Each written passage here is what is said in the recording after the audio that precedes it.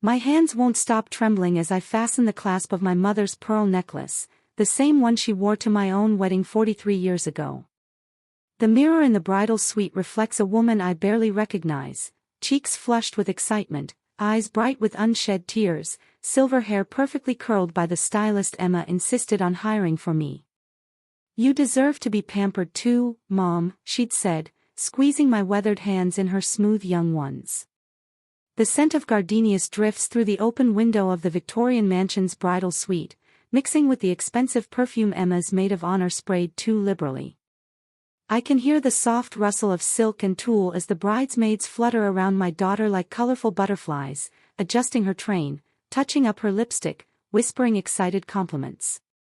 But my eyes are only for Emma. She's radiant in her grandmother's vintage gown, the one I've kept wrapped in acid-free tissue for 30 years, waiting for this moment. The ivory silk catches the morning light streaming through the tall windows, and the delicate lace sleeves I spent countless evenings mending frame her shoulders perfectly. When I suggested she wear it 6 months ago, she'd burst into tears and held me so tight I could smell her vanilla shampoo, the same brand she's used since she was 12. "Nervous, sweetheart?" I ask, stepping closer to adjust a wayward curl that's escaped her elegant updo. Her dark hair is so much like mine was at her age, though mine had started showing silver threads even before Robert died. Emma catches my eye in the ornate mirror and smiles, that same crooked grin she's had since she lost her front tooth at 7. "Not nervous, Mom. Just overwhelmed. Happy overwhelmed." She turns to face me, and I see something flicker across her expression, too quick to identify. "Are you sure the dress fits okay? I know I'm not as tiny as Grandma was." The question stings slightly, though I try not to show it. Emma has always been self-conscious about her curves, despite being absolutely beautiful. It's something I've never understood. Where did this insecurity come from? Certainly not from me. I've told her she's perfect every day of her life. "You look like a princess," I say, meaning every word. "Your father would be so proud." The mention of Robert brings that familiar tightness to my chest. 15 years, and I still expect to see him in doorways, still reach for his hand in the dark. Emma's eyes soften with understanding. She knows how much I miss him, especially today. He should be here, walking her down the aisle, giving his blessing to David. Instead, it'll be me, just like it's been me for everything else since she was 12. A sharp knock interrupts my melancholy. "Ladies, we need to start moving." The wedding coordinator's voice carries that particular brand of cheerful authority that comes from managing dozens of these events. Photographers want family shots in 10 minutes. Emma's maid of honor, a girl named Stephanie whom I've never quite warmed to, claps her hands together. "Okay, everyone out except immediate family." Emma needs a moment to breathe. As the bridesmaids file out in a rustle of peach silk, I find myself alone with my daughter for the first time all morning. The room suddenly feels enormous, filled with the weight of everything I want to say but don't know how to express. Emma sits heavily on the velvet settee, careful not to wrinkle her dress, and pats the cushion beside her. "Mom, sit with me for just a second." I settle beside her, inhaling the familiar comfort of her presence. Through the window, I can see guests beginning to arrive, women in flowered dresses and men tugging at their ties, all making their way toward the garden where white chairs are arranged in perfect rows. David's family cluster near the entrance, his mother Patricia looking elegant and intimidating in navy blue. She'd made it clear from the beginning that she thought the wedding was too elaborate, too expensive. "Simple elegance," she'd suggested more than once, her lips pursed in disapproval at Emma's choices. "I keep thinking about Dad," Emma says quietly, her fingers playing with the pearl bracelet I gave her, my something borrowed. "Do you think he would have liked David?" The question catches me off guard. Of course Robert would have liked David. He's successful, polite, treats Emma well. What father wouldn't approve? But there's something in Emma's tone that makes me look at her more carefully. "Why do you ask, honey?" She shrugs, a gesture that seems too casual for the question she just posed. I don't know. Sometimes I wonder what Dad would think about things. Choices I'm making. She meets my eyes, and for just a moment, I see the uncertain little girl who used to crawl into my bed during thunderstorms. You've been everything to me, Mom.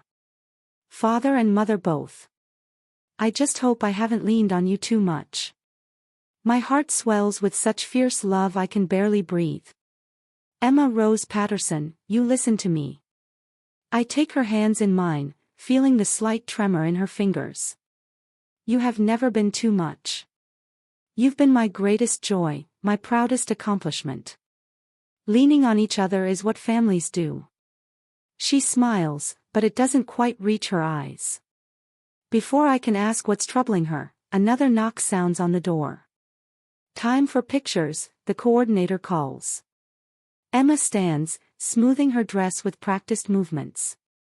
As I watch her transform back into the radiant bride, that flicker of uncertainty I saw earlier nags at me. But then she links her arm through mine, and we step into the hallway together, ready to face her perfect day. The garden ceremony site takes my breath away. White roses cascade from every surface, the altar, the chair backs, even wrapped around the ancient oak trees that frame the space like natural cathedral pillars. The afternoon sun filters through the leaves, casting dancing shadows on the white runner that stretches between rows of guests. I can smell the roses mixing with fresh-cut grass and the faint hint of the caterer's herb garden nearby. My seat in the front row feels both honored and exposed. Every few minutes, someone touches my shoulder, old friends, distant relatives, colleagues from the school where I taught for 30 years before retiring. Margaret, you must be so proud, they whisper. Emma looks radiant. What a beautiful wedding. Their words wash over me like warm honey, but I can barely focus on anything except the anticipation building in my chest. David stands at the altar looking handsome in his charcoal suit, though I notice his hands clasped tightly behind his back. His best man, his brother Michael, leans over to whisper something that makes David's shoulders relax slightly. The minister, a kind-faced man Emma chose specifically because he'd known our family for years, surveys the crowd with satisfaction. Then the music changes, not the traditional wedding march, but Canon in D, Emma's choice because she said it sounded like hope. I turn with everyone else to see her appear at the garden's entrance, and my heart nearly stops. She's ethereal, floating down the aisle like something from a fairy tale.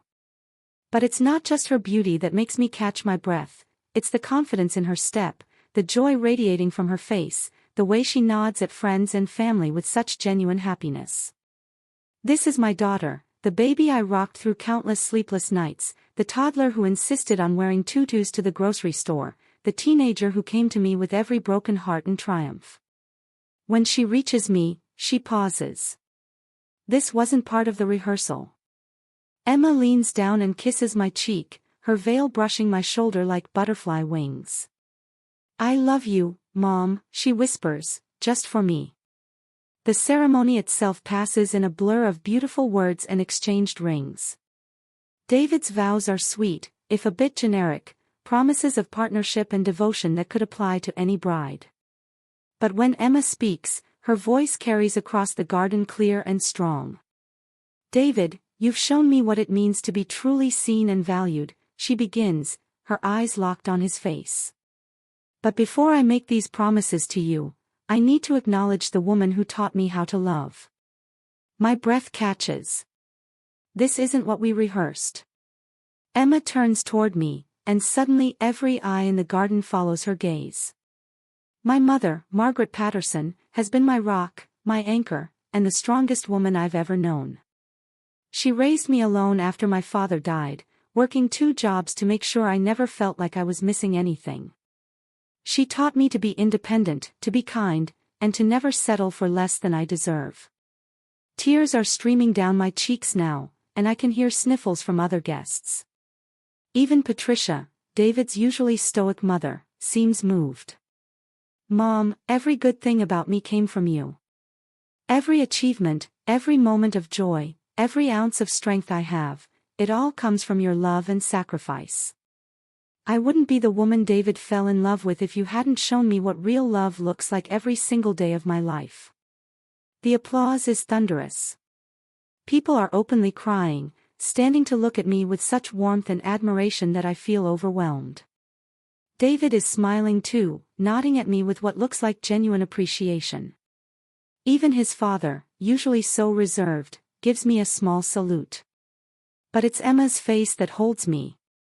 She's glowing with love and pride, her eyes never leaving mine as she continues her vows to David.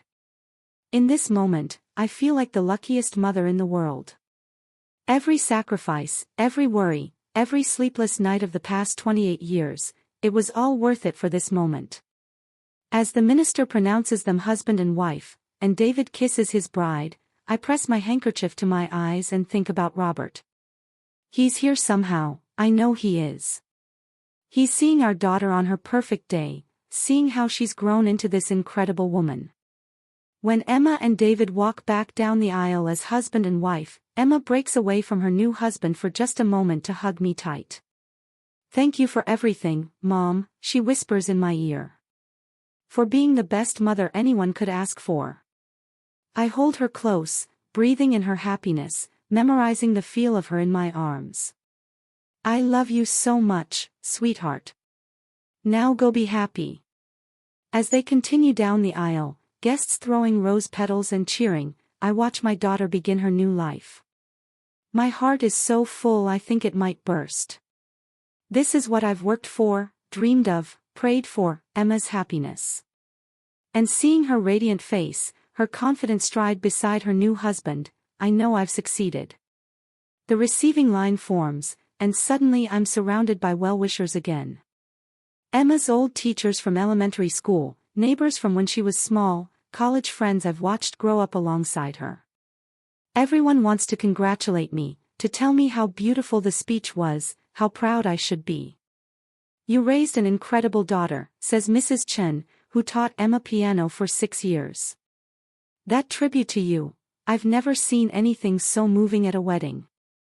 "She's always been special," I reply, though my voice is hoarse from crying. I just tried not to get in her way.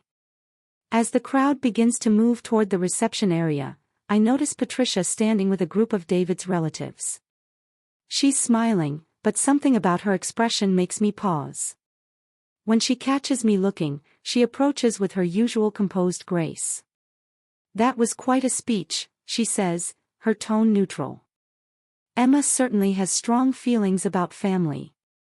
There's something in the way she says it that makes my stomach flutter with unease, but before I can respond, David appears at Patricia's elbow. "Margaret, thank you for sharing Emma with us," he says warmly, though his smile seems a bit forced. "She's lucky to have had such a devoted mother."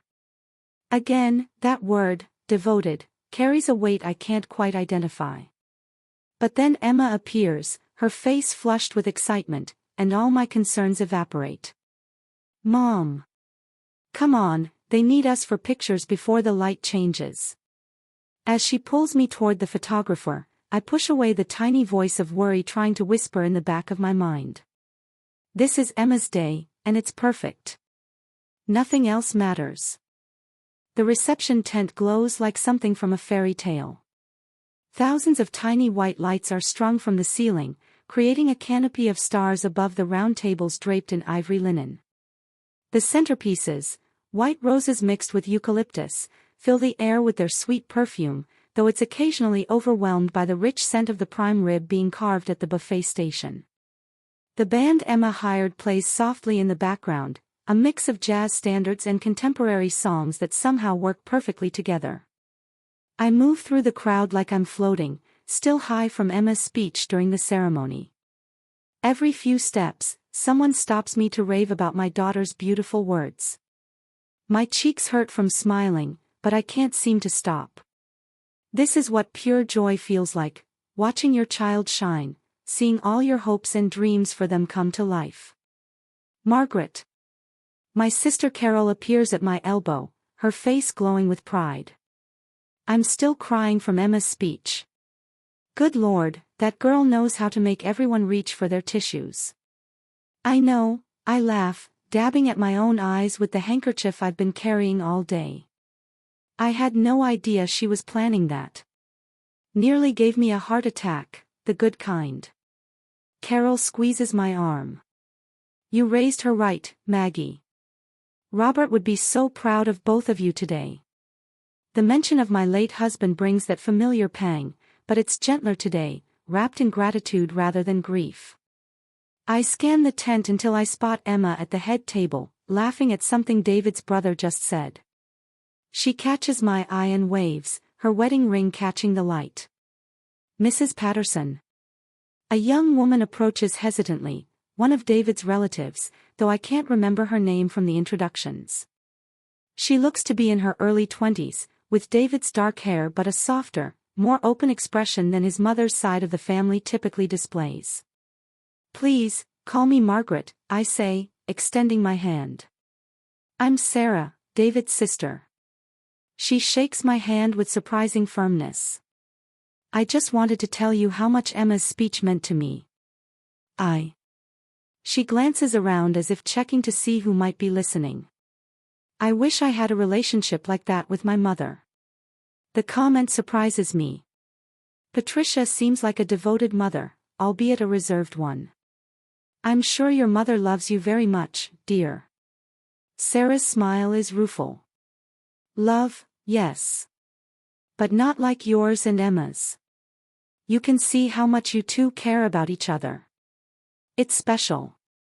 She pauses, then adds quietly, David's lucky Emma had such a strong role model. Some of us aren't so fortunate. Before I can respond, she excuses herself and melts back into the crowd, leaving me with an odd feeling I can't quite name.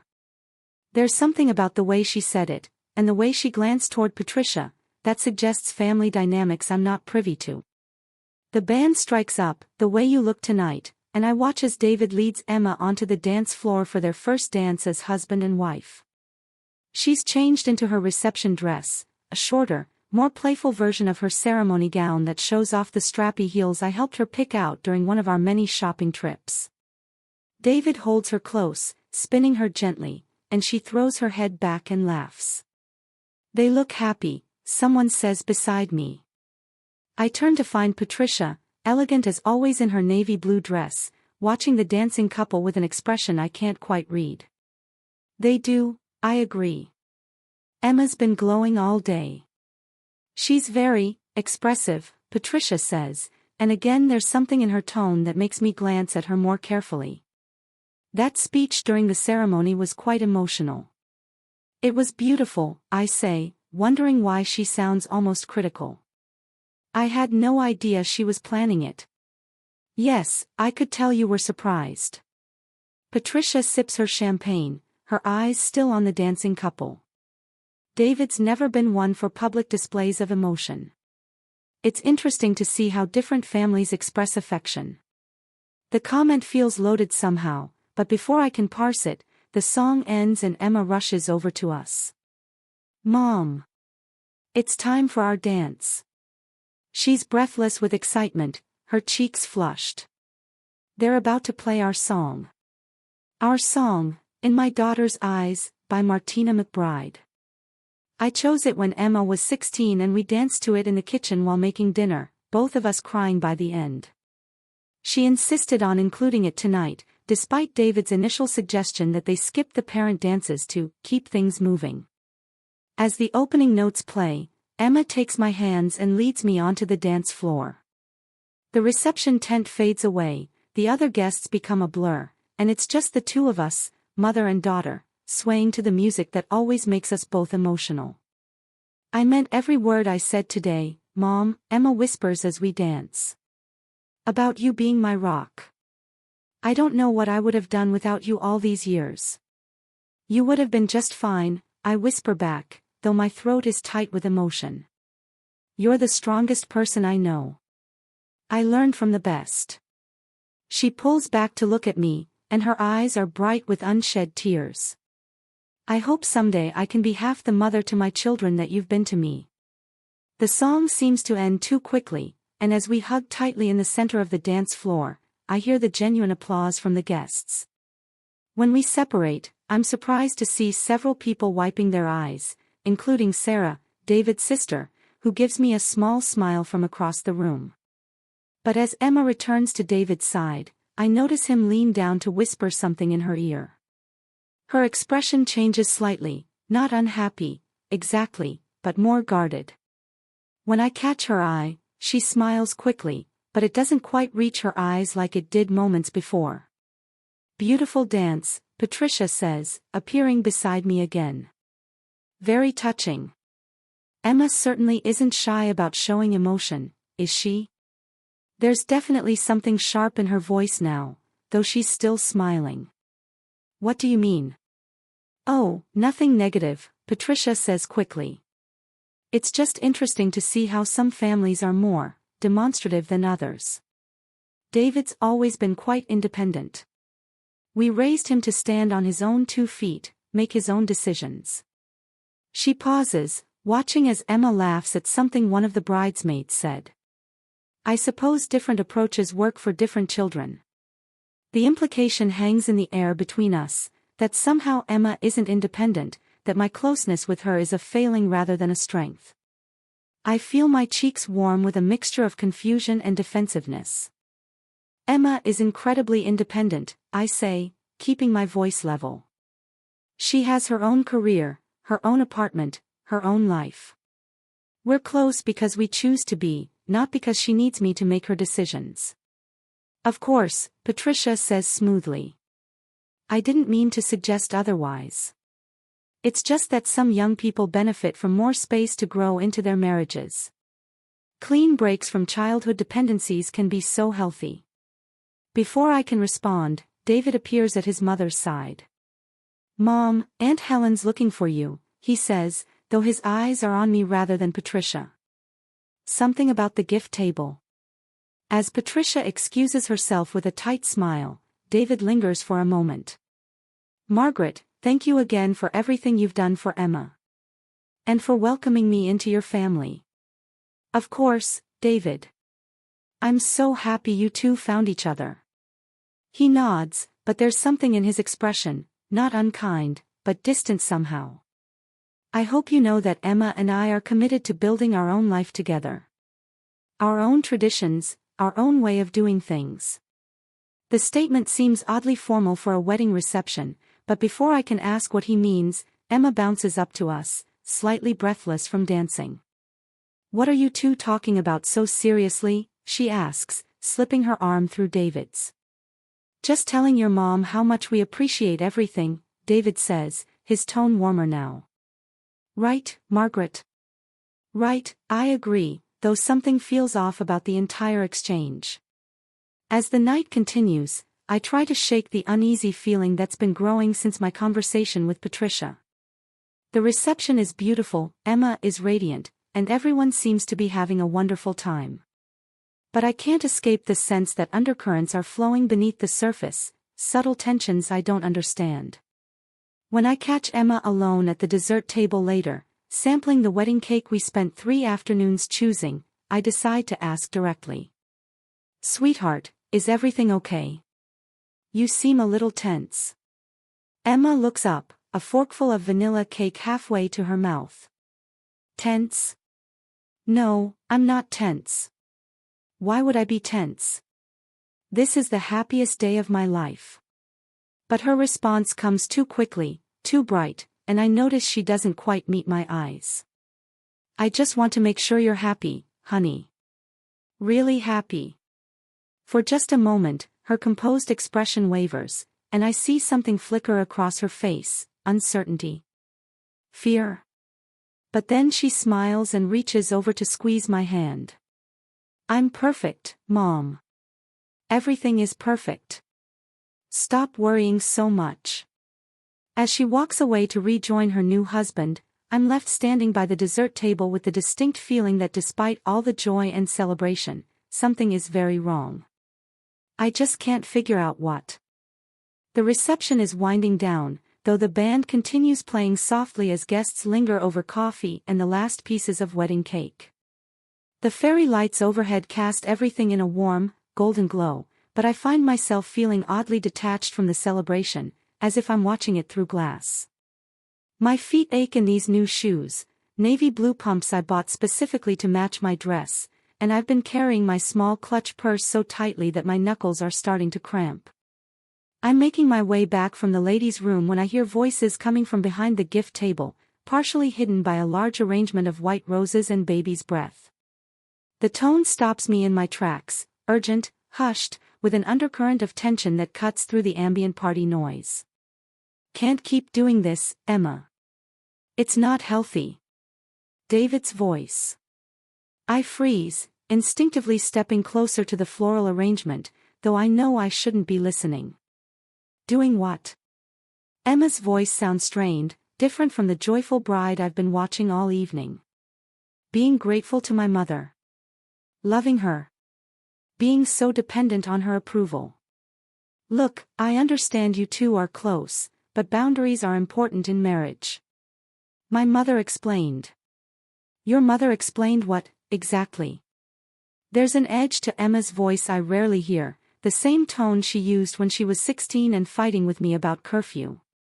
My heart starts beating faster, though I'm not sure why. Just that some adult children have trouble separating from their parents. It can strain a marriage if one partner is still looking to mommy for validation instead of building a life with their spouse. The word mommy hits me like a slap. The dismissive way he says it, the condescension dripping from every syllable. My mouth goes dry, and I grip the edge of the gift table to steady myself. "Don't call her that." Emma's voice is sharp now. "Don't reduce what my mother and I have to some kind of dysfunction. She raised me alone, David. She sacrificed everything for me. And that's the problem, don't you see? She made you her whole world, and now you feel guilty about having your own life. It's classic enmeshment, Emma. My mother has books about it. Books about it. As if my love for my daughter is some kind of psychological disorder that can be diagnosed and treated. I think about Patricia's comments throughout the evening, the pointed observations about demonstrative families and independence, and suddenly they make horrible sense. "I don't feel guilty about having my own life," Emma says, but her voice wavers slightly. "I feel grateful for the foundation she gave me." There's a difference. Is there? Because from where I'm standing, it looks like you can't make a decision without calling her first. When's the last time you did something without telling your mother about it? The question hangs in the air, and I realize I'm holding my breath. Because the truth is, Emma does call me about everything: her job, her apartment, what to wear to important events, which restaurant to try, whether to get her hair cut. But that's not dependency, is it? That's closeness. That's love. That's not. Emma's voice falters. I like sharing things with her. She's interested in my life. She's too interested in your life. And tonight proved it. That speech during the ceremony. That was supposed to be about us, about our love, about our future. Instead, it turned into a tribute to your mother. My vision blurs with sudden tears. The most beautiful moment of my life, Emma's public declaration of love and gratitude, reduced to evidence of something unhealthy. Something wrong.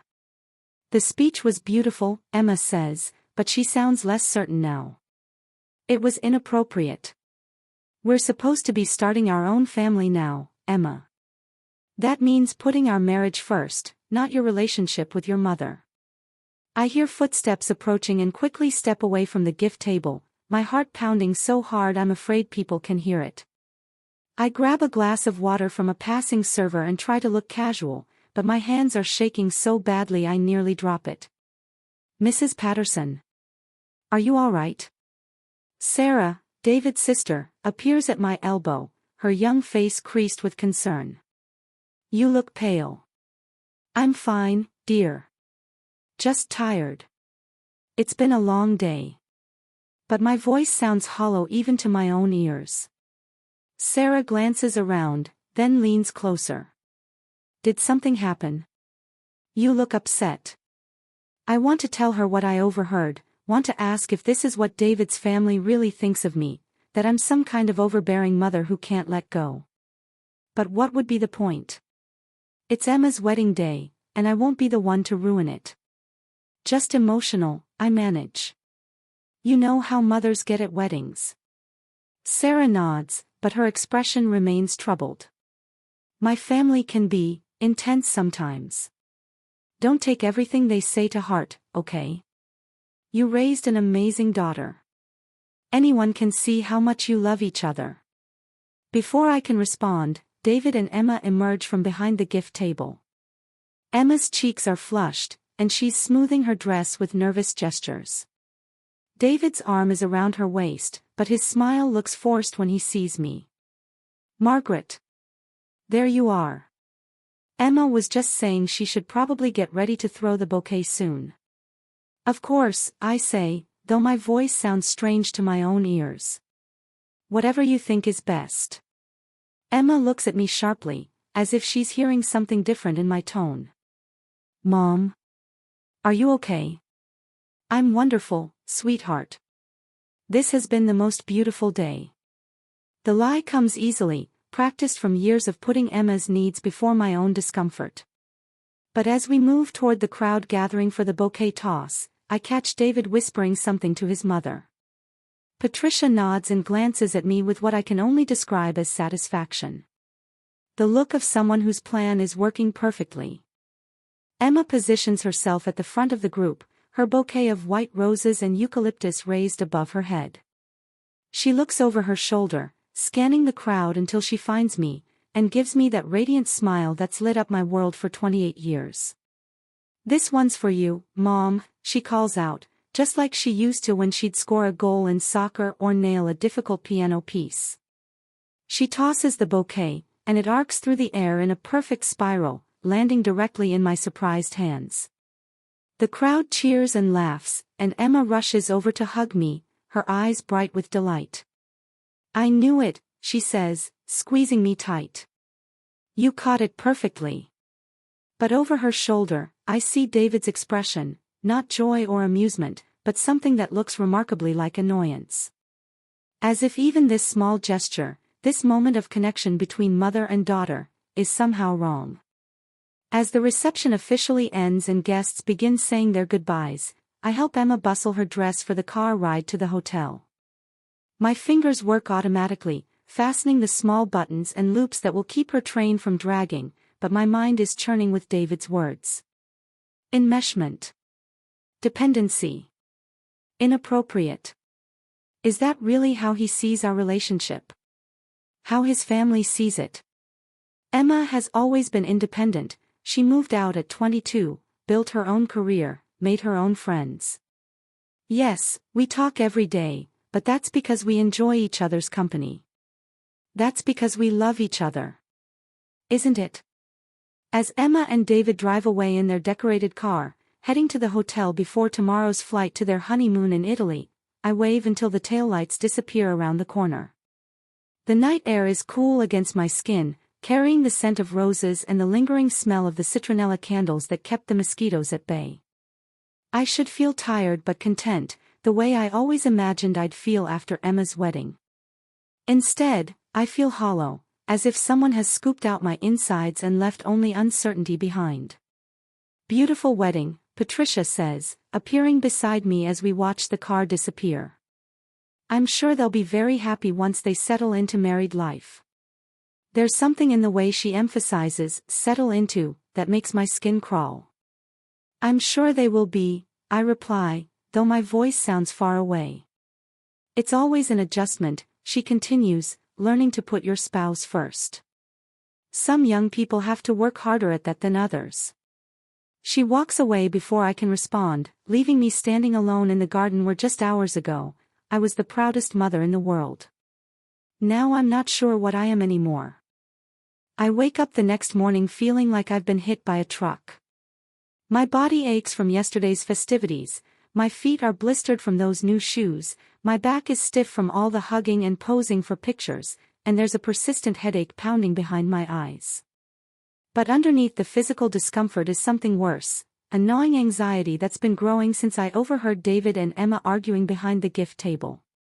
Sunlight streams through my bedroom curtains, illuminating the navy blue dress I'd draped carefully over the chair last night, too exhausted to hang it up properly. My mother's pearl necklace lies coiled on the nightstand like a sleeping snake, and I can smell the lingering traces of the expensive perfume Emma's maid of honor had sprayed on all of us. The house feels too quiet without Emma's voice filling it. For the past 6 months, she's called me every morning on her way to work, just a quick check-in about the weather, her plans for the day, some funny story from the office. It's become such a routine that I actually have my coffee ready and waiting by the phone at 8:15 every weekday. But today is different. Today she's probably sleeping late in the hotel suite David booked for their wedding night, wrapped in those expensive Egyptian cotton sheets she showed me pictures of. They're not flying to Italy until this afternoon, but I don't want to disturb them. Newlyweds need their privacy. Still, by 10 o'clock, I can't resist anymore. I dial Emma's cell phone, my fingers trembling slightly as I press the familiar numbers. It goes straight to voicemail. Her bright, cheerful voice fills my kitchen. "Hi. You've reached Emma Patterson, well, Emma Henderson now.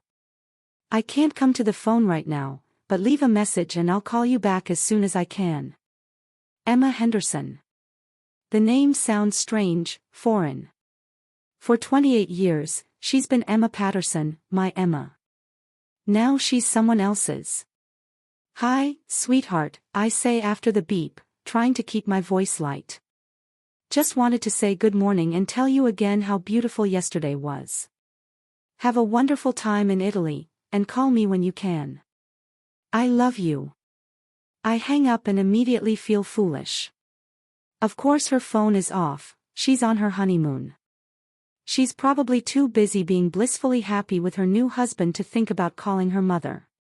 But as the day wears on and I don't hear from her, that familiar worry starts gnawing at my stomach. It's the same feeling I used to get when Emma was in high school and stayed out past curfew, or when she was in college and went 3 days without calling. A mother's instinct that something isn't right. By Tuesday, I'm genuinely concerned. I know they were supposed to land in Rome yesterday afternoon, and Emma always calls when she arrives somewhere safely. Always. Even when she went on that business trip to Seattle last month, she called from the hotel to let me know she'd made it. I try her cell phone again. Straight to voicemail. I try the hotel in Rome, the fancy place David booked that Emma was so excited about. The desk clerk speaks broken English, but manages to convey that Mr. and Mrs. Henderson checked in safely and requested no interruptions. No interruptions. The phrase sits heavy in my chest like a stone. Wednesday comes and goes. Then Thursday. By Friday, I'm pacing the house like a caged animal, my coffee growing cold as I stare at the silent phone. I've left 3 voicemails now, each one a little more desperate than the last. "Emma, honey, it's Mom again. I'm starting to worry. Just call me for 2 seconds to let me know you're okay, alright? I love you." I even try texting, though I'm still clumsy with the smartphone Emma insisted I get last Christmas. My arthritic fingers fumble over the tiny keys as I type, "Missing you. Hope Italy is wonderful. Call when you can. Love, Mom." The message shows as delivered but never changes to read. By Saturday, I can't stand it anymore. I drive to Emma and David's apartment, the cozy 2-bedroom place they've been sharing for the past year. Emma gave me a spare key months ago, for emergencies, and surely this qualifies. Something could be wrong. They could have been in an accident, could be lying hurt somewhere while I sit at home worrying about being intrusive. The apartment complex is one of those modern developments with manicured landscaping and a security gate that never actually works. I park in visitor parking and climb the stairs to the 2nd floor, my heart pounding with each step. Their apartment is at the end of the hall, 2B, with the cheerful sunflower wreath Emma hung on the door last spring. I knock softly at first, then more firmly when there's no answer. Of course there's no answer, they're in Italy. But I slipped the key into the lock anyway, just to check, just to make sure everything's all right. The apartment is exactly as they left it, Emma's coffee mug still in the sink from the morning before the wedding, David's running shoes by the door, the wedding gifts we'd brought over earlier stacked neatly on the dining room table. Everything normal, everything peaceful. I'm about to leave when I hear footsteps in the hallway. The key turns in the lock before I can move, and suddenly David is standing in the doorway, a suitcase in each hand, staring at me with an expression I can't quite read. Margaret. His voice is carefully neutral. What are you doing here? I was worried, I say, feeling heat rise in my cheeks. Emma hasn't called, and I thought maybe something had happened, maybe you'd come back early. We did come back early. He sets the suitcases down with deliberate precision. Emma wasn't feeling well. Relief floods through me so suddenly I feel dizzy. Oh no. Is she okay? Where is she? Should I take her some soup? She's resting, David says, moving to block my view into the apartment. She just needs some quiet time to recover. Of course, poor thing. What kind of bug did she catch? I have that ginger tea she likes, the one that helped when she had the flu last winter. Margaret. David's voice cuts through my rambling with surprising firmness. Emma is fine. She just needs space right now. To rest. To adjust to being married. There's something in his tone that makes my stomach drop. Space. What do you mean, space? I mean she's not up for visitors right now. She's not up for phone calls. She just needs time to focus on getting better and on our marriage. But I'm not a visitor, I say, confusion making my voice sound smaller than I intend. I'm her mother. David's expression doesn't change, but something hardens in his eyes. And now she's my wife. And as her husband, I'm asking you to respect our privacy while she recovers. The word asking sounds more like a command. I stare at him, trying to process what's happening. This is David, who just last week was thanking me for raising such a wonderful daughter, who danced with me at the reception and called me family. Can I at least see her for a minute? Just to make sure she's okay. No. The word is flat, final. She's sleeping, and I don't want her disturbed. David, I don't understand. Did I do something wrong? At the wedding? I know I shouldn't have used the spare key, but I was so worried. You didn't do anything wrong, he says, but his voice is tired, as if we're having a conversation he's already finished in his head. This is just what's best for Emma right now. She needs to focus on being a wife, not a daughter. The words hit me like a physical blow. Not a daughter. As if loving me and loving him are mutually exclusive. As if being my child somehow diminishes her ability to be his wife. That doesn't make sense, I stammer. She can be both. She's always been both. Has she? David asks, and now there's something almost pitying in his expression. Or has she been so focused on being your daughter that she's never learned to be anything else? Before I can respond, he steps back and begins closing the door. I'll tell Emma you stopped by. But please, Margaret. Give us some space. Let us build our marriage without interference. The door closes with a soft click, leaving me standing alone in the hallway, my hands shaking and my mind reeling. Interference. As if 28 years of love and devotion, as if raising her alone after Robert died, as if every sacrifice I made to give her the best life possible, as if all of that is just interference. I drive home in a daze, my hands gripping the steering wheel so tightly my knuckles ache. The familiar streets of my neighborhood blur past, Mrs. Chen's rose garden, the park where I used to push Emma on the swings, the elementary school where she learned to read, all of it suddenly feeling foreign and strange. At home, I sit in my kitchen staring at the phone, willing it to ring. Emma will call. She has to call. This is all just a misunderstanding, some kind of post-wedding stress or jet lag confusion. My daughter loves me. She told me so in front of 200 people just 6 days ago. But as the afternoon fades into evening and evening into night, the phone remains silent. And for the first time in Emma's entire life, I go to sleep without knowing if she's safe, if she's happy, if she even remembers that I exist. The silence stretches around me like a physical thing, filling every corner of the house with its weight. This is what absence sounds like, I realize. This is what it feels like when the center of your world suddenly disappears. And I have no idea how to get her back.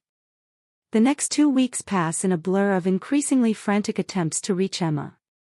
I've become a woman I don't recognize, desperate, obsessive, pathetic. Each morning I wake up with renewed hope that today will be the day she calls, and each night I fall asleep staring at my silent phone, my heart breaking a little more. I've tried everything I can think of. Phone calls that go straight to voicemail. Texts that show as delivered but never answered. Emails that bounce back with an automated message saying the account is temporarily unavailable. I even tried messaging her on Facebook, only to discover that she's somehow blocked me there too. 28 years of shared memories, reduced to user not found. The worst part is how normal everything else seems. The mail still comes. The neighbors still wave when they see me watering my flowers. The world keeps spinning as if my daughter hasn't vanished from my life like smoke. I've started driving by her office building during lunch hours, parking across the street with the desperate hope of catching a glimpse of her. Patterson and Associates Marketing, the firm where she's worked for 3 years, where I used to bring her soup when she was working late on big campaigns.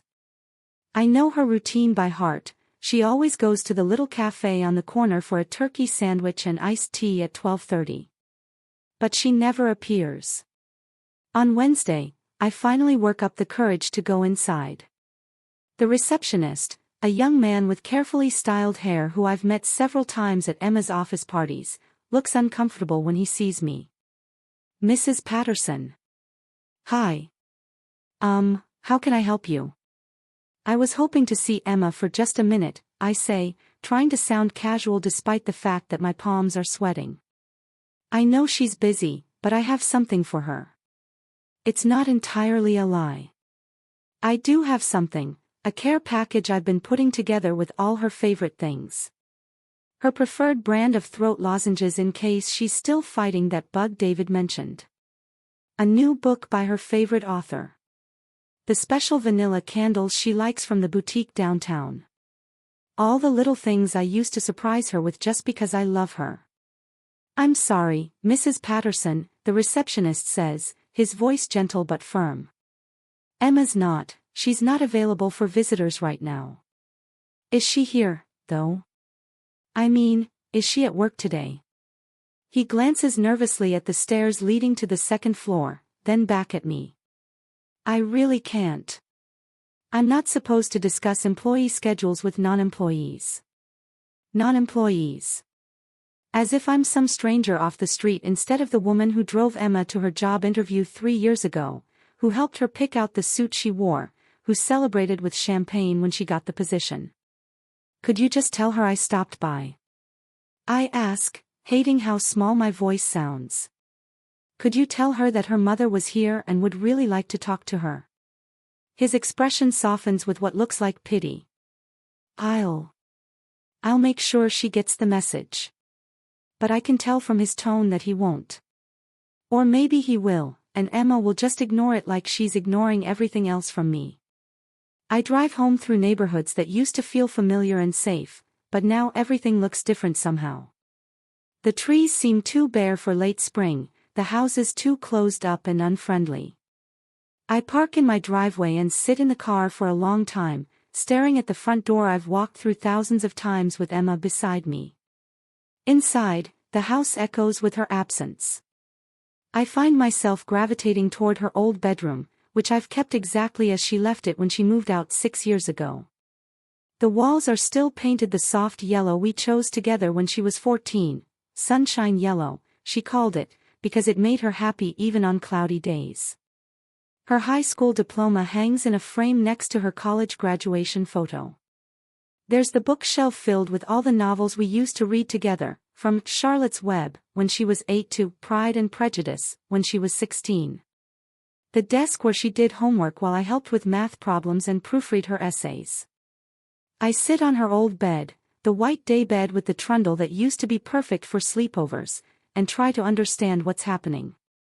Did David really mean what he said about Emma needing to choose between being a wife and being a daughter? Is that how marriage works? Because that's not how it was with Robert and me. He loved that I was close to my mother, encouraged our weekly phone calls and shopping trips. My sister Carol calls on Thursday evening, her voice bright with curiosity. How are the newlyweds doing? I bet Emma's full of stories from Italy. I don't know how to answer. I haven't told anyone about the silence, about David blocking me from their apartment, about the growing certainty that something is terribly wrong.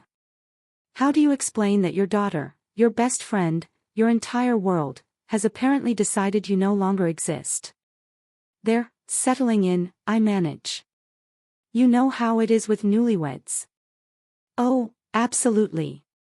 Remember how you barely called me for the first month after you married Robert?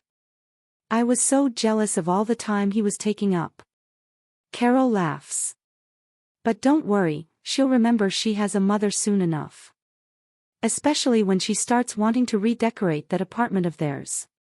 You know Emma, she'll need your opinion on everything from curtains to coffee tables. After I hang up, I sit in my kitchen staring at the window where Emma and I used to watch the birds at the feeder while we had our morning coffee.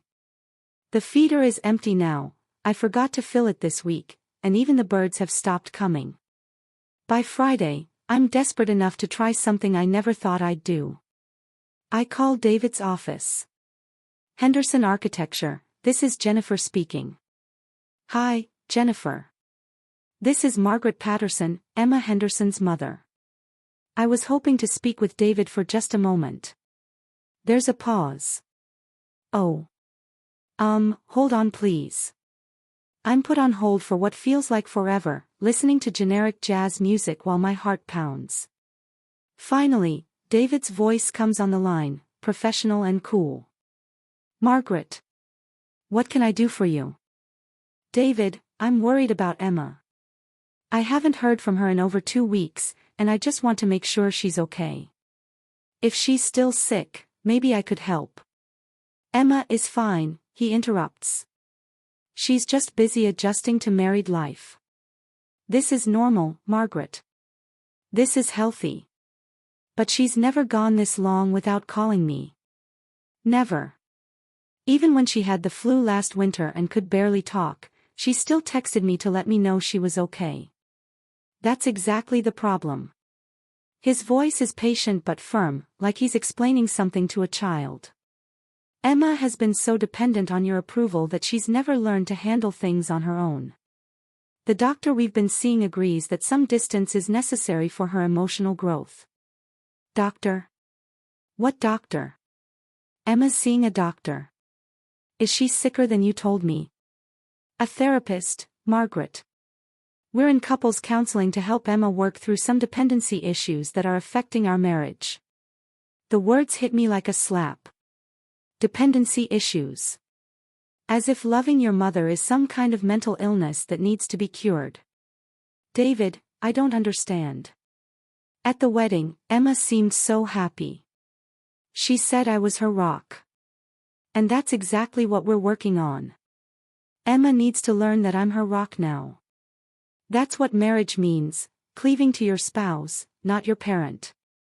Before I can respond, he continues.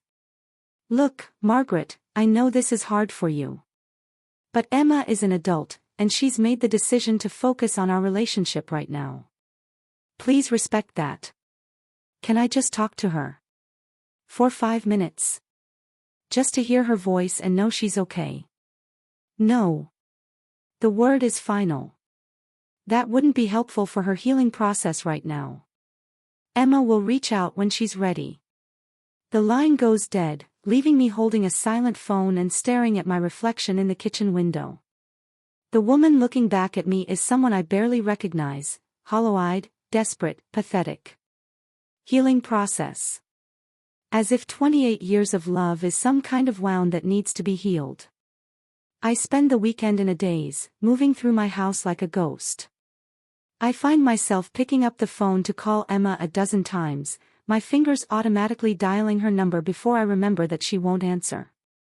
I cook her favorite meals out of habit, then stare at the extra portions I have no one to share with.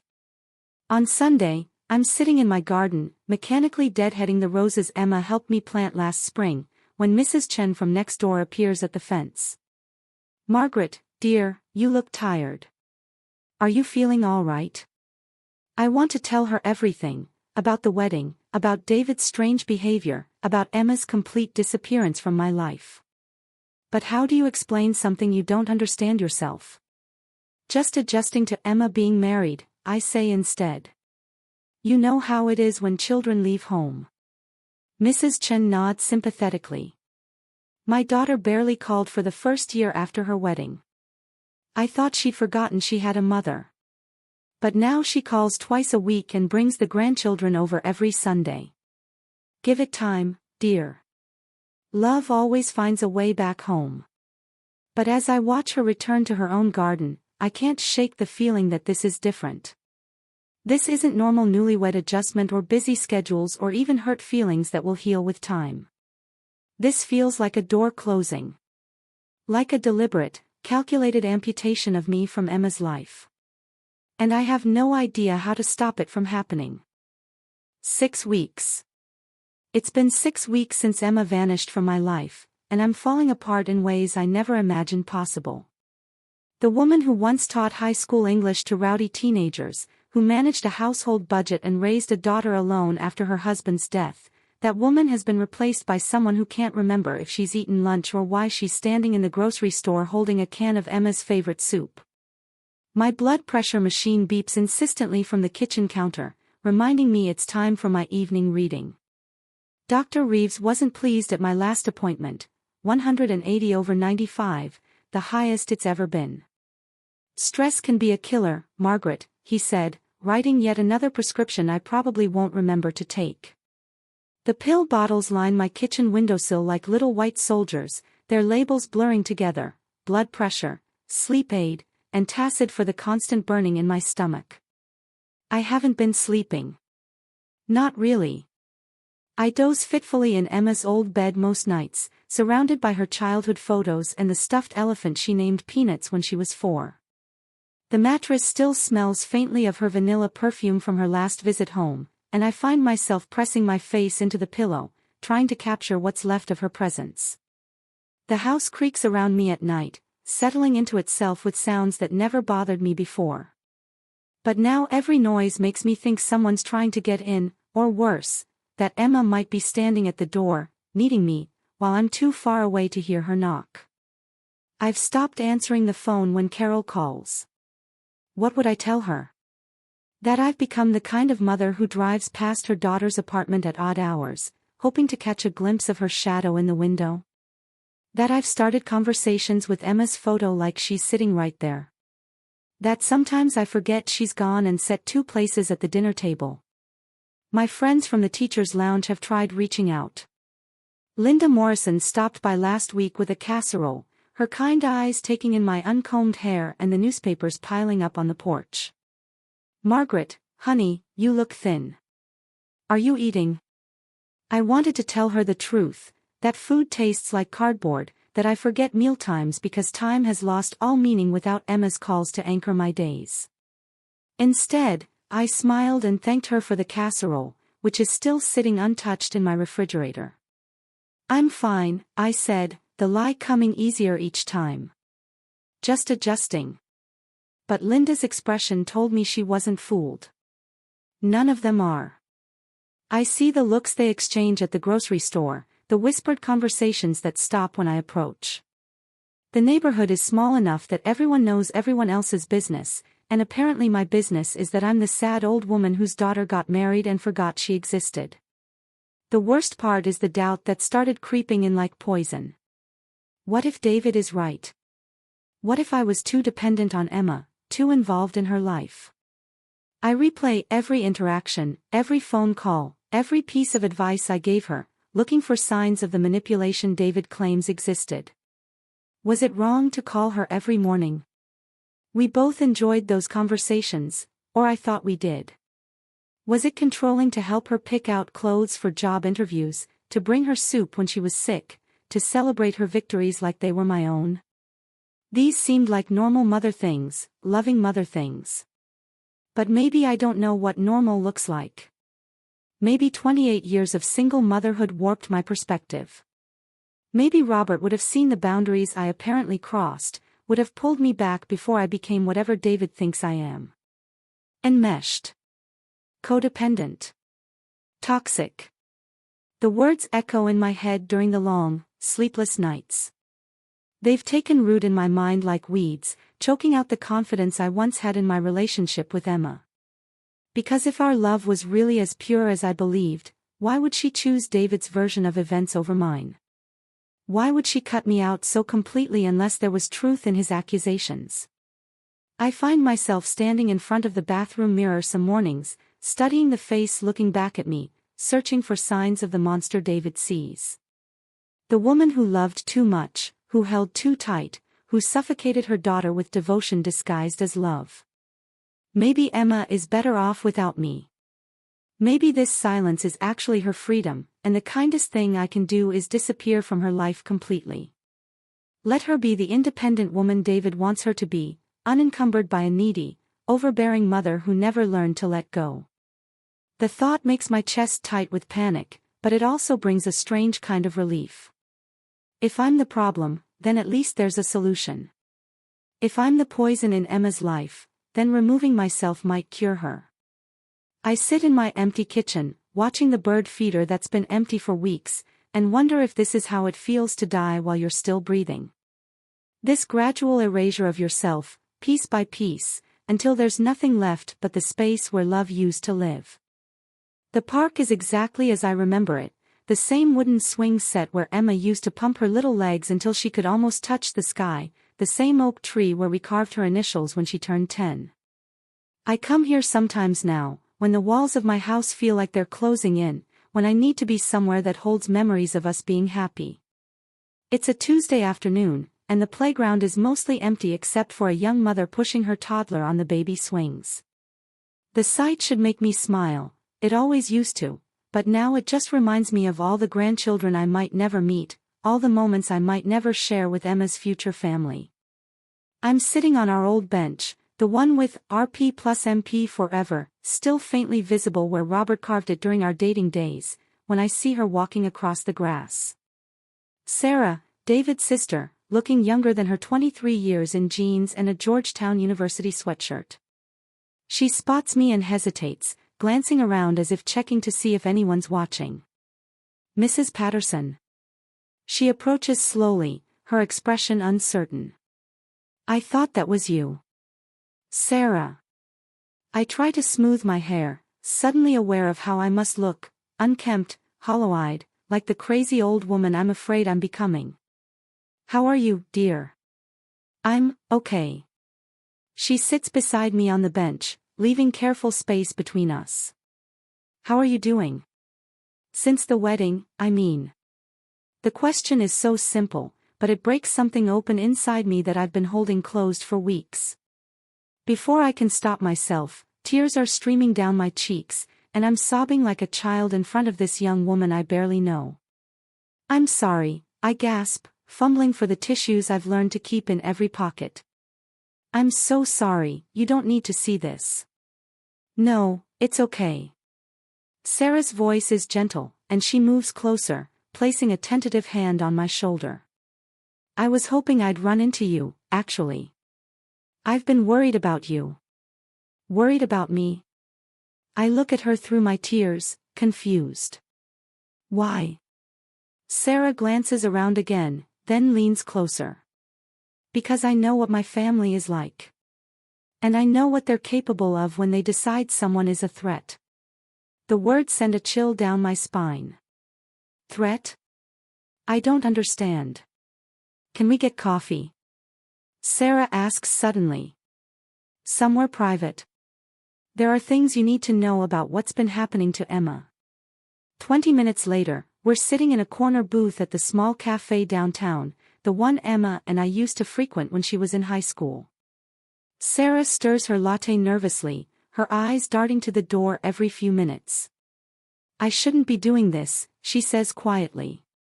If David finds out I'm talking to you, there'll be hell to pay. But I can't stand watching what they're doing anymore. What who's doing? Sarah, please, just tell me what's going on. I haven't heard from Emma in over 6 weeks. David says she's in therapy, working on dependency issues, but that's not what's happening. Sarah's interruption is sharp, urgent.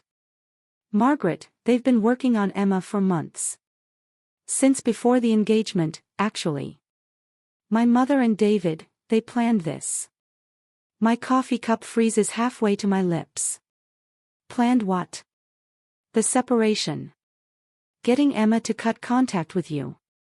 Mom has this whole philosophy about women who don't properly detach from their mothers. She thinks it's a disease that spreads from mother to daughter, and she was determined not to let it infect David's marriage. The cafe suddenly feels too warm, too close. I set my cup down with shaking hands. That's insane. Is it? Sarah's laugh is bitter. You don't know my mother. She's a master manipulator. She destroyed my father's relationship with his sister using the same tactics. Planted seeds of doubt, twisted conversations, made him believe that loving his family meant betraying his wife. By the time Dad realized what was happening, 20 years had passed and his sister had died of cancer without them ever reconciling. I stare at her, my mind reeling. But Emma loves me. She said so at the wedding, in front of everyone. And that's exactly what set Mom off. She saw that speech as proof that Emma was emotionally enmeshed with you. That night, after you left, she and David sat Emma down for what they called an intervention. Sarah's voice drops to a whisper. They told her that her love for you was unhealthy, that it would destroy her marriage if she didn't get help. Help? The therapist they're seeing isn't a real marriage counselor. He's some guy Mom found who specializes in family of origin issues. Basically, he helps people cut contact with their families by convincing them it's necessary for their mental health. The blood drains from my face. Are you telling me that Emma believes I'm mentally damaging her? Sarah nods miserably.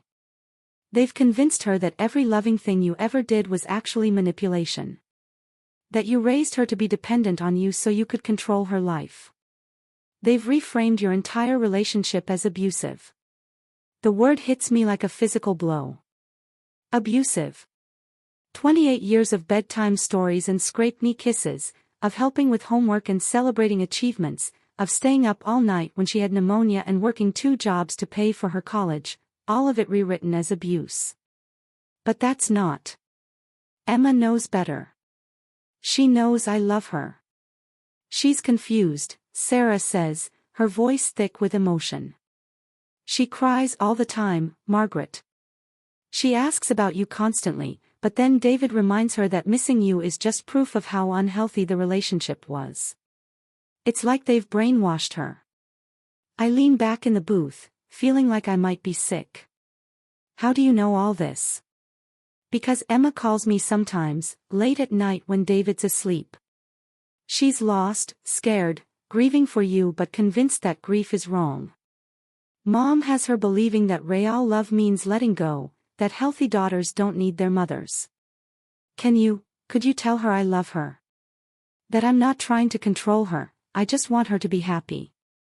Sarah's expression is heartbroken. I've tried. But they've isolated her so completely, filled her head with so much doubt about your motives, that she can't trust her own feelings anymore. She asked me last week if I thought she was crazy for missing you, as if missing your mother is some kind of mental illness. We sit in silence for a moment, the weight of this revelation settling over me like a heavy blanket.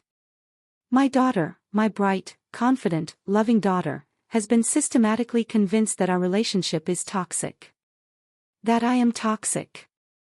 Is there anything I can do? I ask finally, my voice barely a whisper. Sarah reaches across the table and squeezes my hand. Don't give up on her. I know it seems hopeless, but deep down, Emma knows who you are. She knows what you mean to each other. This can't last forever. But as I drive home through the familiar streets of my neighborhood, Sarah's words echoing in my head, I'm not sure I believe her.